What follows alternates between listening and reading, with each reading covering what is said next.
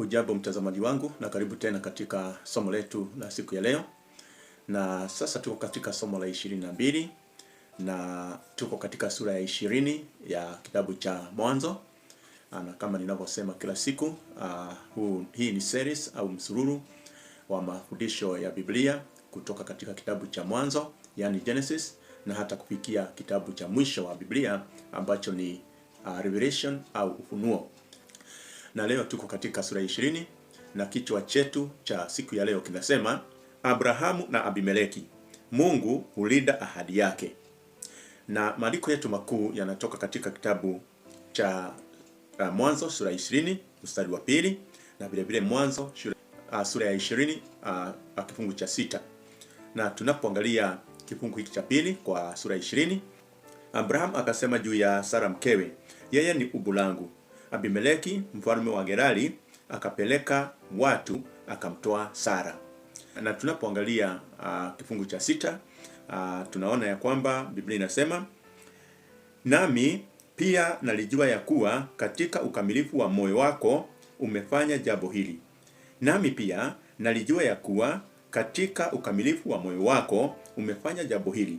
Nami pia nikakuzuia usinitendee dhambi.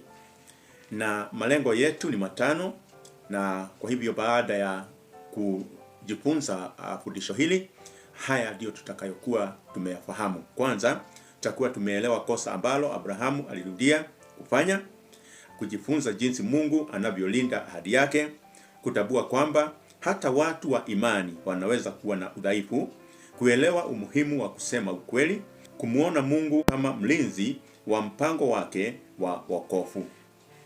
Na tunapotangulia tunaona ya kwamba tunaporudi nyuma kidogo katika sura ya 19, tulikuwa tumeona kuangamizwa kwa Sodoma na Gomora, tukaona kuokolewa kwa Loti, tukaona mkewe Loti akigeuka nguzo ya chumvi na hukumu ya Mungu juu ya dhambi. Na sasa katika sura ya 20 tunamuona Abraham akihamia Gerari, tunamuona anarudia kosa alilofanya huko Misri, na tunamuona Sara akichukuliwa na Abimeleki, na vile vile tunaona Mungu akiingilia kati na kuzuia dhambi kutokea. Na katika kifungu cha kwanza na pili cha sura hii ya 20 ya kitabu cha Mwanzo, tunaona Abrahamu akirudia kosa lake. Na tunaona Abrahamu alipofika Gerari alisema kuhusu Sara, yeye ni ubu langu. Kwa sehemu ilikuwa kweli, kwa sababu Sara alikuwa ndugu yake wa karibu wa ukoo. Yaani tunapoangalia katika kama inavyoelezewa katika cha Mwanzo sura ya 20 mstari wa 12, lakini hakusema ukweli wote. Na tuna swali hapa, kwa nini alifanya hivyo? Aliogopa kuuawa kwa sababu ya uzuri wa Sara. Na somo muhimu hapa ni kwamba wakati mwingine hata watu wa imani wanaweza kurudia makosa ya zamani ikiwa hawajamkabidhi Mungu hofu zao kikamilifu. Na katika kitabu cha Methali sura ya 29 mstari wa 25, Biblia inasema kwamba kuwaogopa wanadamu huleta mtego, bali amtumaniaye Bwana atakuwa salama. Na kati ya kifungu cha 3 na 7 tunaona Mungu akimuonya Abimeleki. Usiku Mungu akamtokea Abimeleki katika ndoto, akamwambia, tazama, umekufa kwa sababu ya mwanamke uliyemtoa. Na Abimeleki hakuwa amefanya dhambi hiyo. Kwa hivyo Abimeleki alijitetea kwa moyo mkamilifu na mikono safi, nimefanya jambo hili. Mungu akakubali kwamba alikuwa ametenda bila kujua. Na somo muhimu hapa ni kwamba Mungu anajua nia za mioyo yetu. Na katika kitabu cha kwanza cha Samueli sura ya 16 mstari wa 7, Biblia inasema kwamba mwanadamu huitazama sura ya nje, bali Mungu hutazama moyo. Na katika Mwanzo katika kifungu cha 6, tunaona Mungu akizuia dhambi. Tunaona Mungu akisema, nilikuzuia usinitendee dhambi. Na mafundisho ya kiroho hapa ni kwamba wakati mwingine Mungu hutufunga milango fulani ili kutulinda. Tunaweza kudhani tumekataliwa, kumbe Mungu anatuepusha na hatari au dhambi. Na katika kifungu cha 7 tunaona Abrahamu na nabii. Mungu akamwambia Abimeleki, mrudishie huyo mtu mkewe, maana yeye ni nabii. Na hili ni tajwa la kwanza. Hapa ndio mara ya kwanza katika Biblia Abrahamu anaitwa nabii. Nabii ni nani? Nabii ni mtu ambaye ana uhusiano wa karibu na Mungu na vile vile huwasiliana mapenzi ya Mungu kwa watu.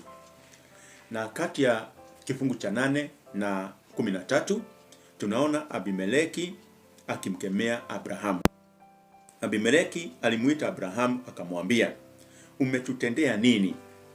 Na jambo la kushangaza katika sura hii ni kwamba mfalme asiye Mwisraeli anaonekana kuwa mkweli zaidi, na Abrahamu mtu wa imani anaonekana kuwa amekosea. Na somo muhimu hapa ni kwamba cheo cha kiroho hakimfanyi mtu asiweze kukosea. Tunapaswa kuwa wanyenyekevu kila wakati.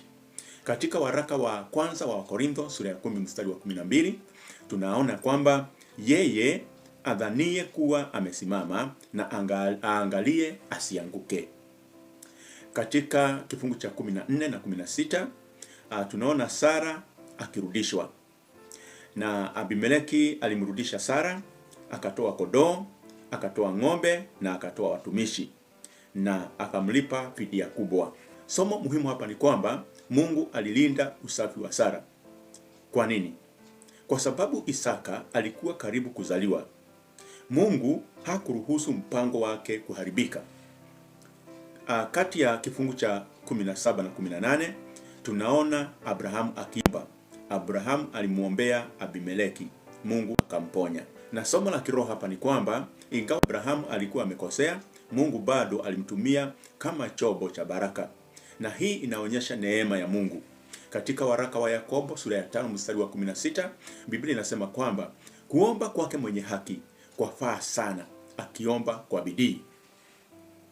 Na tunapoangalia Kristo katika sura hii ya 20, tunaona Abrahamu alifanya makosa, lakini Mungu alibaki mwaminifu kwa agano lake.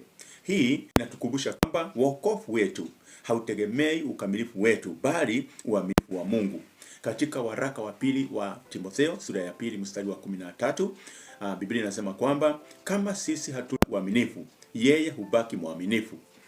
Na mafundisho makuu ya kiroho hapa ni kwamba hofu inaweza kutufanya tukosee. Tunaona Abrahamu akiogopa na kusema nusu ukweli. Na vile vile tunaona Mungu akilinda ahadi zake. Hakuruhusu mpango wake wa Isaka kuharibika. Vile vile tunaona Mungu akiangalia moyo. Alijua nia safi ya Abimeleki. Na vile vile tunaona waamini wanaweza kukosea, lakini wanapaswa kutubu na kurekebishwa. Na vile vile tunaona neema ya Mungu ni kubwa.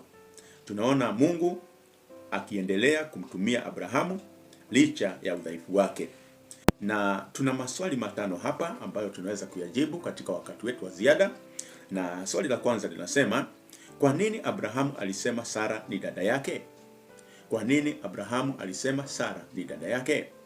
Swali la pili, Mungu alimzuiaje Abimeleki kutenda dhambi? Mungu alimzuiaje Abimeleki kutenda dhambi? Swali la tatu, tunajifunza nini kuhusu hofu kutoka kwa Abrahamu? Tunajifunza nini kuhusu hofu kutoka kwa Abrahamu? Na swali la 4, kwa nini Mungu alimlinda Sara? Kwa nini Mungu alimlinda Sara? Na swali la 5, neema ya Mungu inaonekana vipi katika sura hii? Neema ya Mungu inaonekana vipi katika sura hii? Na aya ya kukariri inatoka katika kitabu cha Methali sura ya 19 mstari wa 25 ambayo inasema, kuwaogopa wanadamu huleta mtego, bali amtumainiaye Bwana atakuwa salama. Na tunapoelekea kufika ukingoni, tunaona ya kwamba Mwanzo sura ya 20 inatuonyesha kwamba hata watu wakubwa wa imani wanaweza kuwa na udhaifu. Abrahamu alirudia kosa lake kwa sababu ya hofu, lakini Mungu hakumwacha wala hakuruhusu ahadi yake ishindwe kutimia. Somo kuu ni kwamba Mungu ni mwaminifu. Anaweza kutulinda hata tunapokuwa dhaifu, na anaendelea kutimiza makusudi yake kwa wale wanaomtumainia. Na somo lijalo ambalo ni Mwanzo sura 21, tutajifunza kuhusu kuzaliwa kwa Isaka, kufukuzwa kwa Hagari na Ismaeli, na vile vile jinsi Mungu alivyotimiza ahadi aliyompa Abrahamu baada ya kusubiri kwa miaka mingi. Na hayo ndiyo yaliyokuwa mafundisho yetu ya siku ya leo. Hakika tumemuona Abrahamu akirudia kosa tena, na tukaona ya kwamba aliweza kudanganya wakati alipokuwa mbele ya Abimeleki ambaye alikuwa ni mfalme wa Gerari, na vile vile tukaona ya kwamba Sara alikuwa amechukuliwa, lakini Mungu aliweza kuhifadhi usafi wake ili ahadi yake ambayo alikuwa ameahidi ya mtoto ambaye angezaliwa ambaye Isaka aweze kuzaliwa. Kwa hivyo pia yale ambayo tumejifunza ni kwamba mtu ambaye ni wa imani kubwa vile vile anaweza kuanguka katika mtego wa makosa au wa dhambi, lakini ni vizuri kwamba tunapoanguka katika dhambi ni vizuri kutubu ili tuweze kurudisha uhusiano wetu na Mungu. Kwa hivyo iwapo tungehitaji baraka ambazo zinatoka kwa Mungu, ni vizuri kutubu wakati tunapokosea, na Mungu wetu ni wa hakika, na Mungu wetu ni mwaminifu, manake atatusamehe dhambi zetu na kurudisha uhusiano wetu wa hapo awali pamoja na yeye. Kwa hayo nakutakia kila laheri. Mungu wetu akubariki na kutendee mema. Shalom.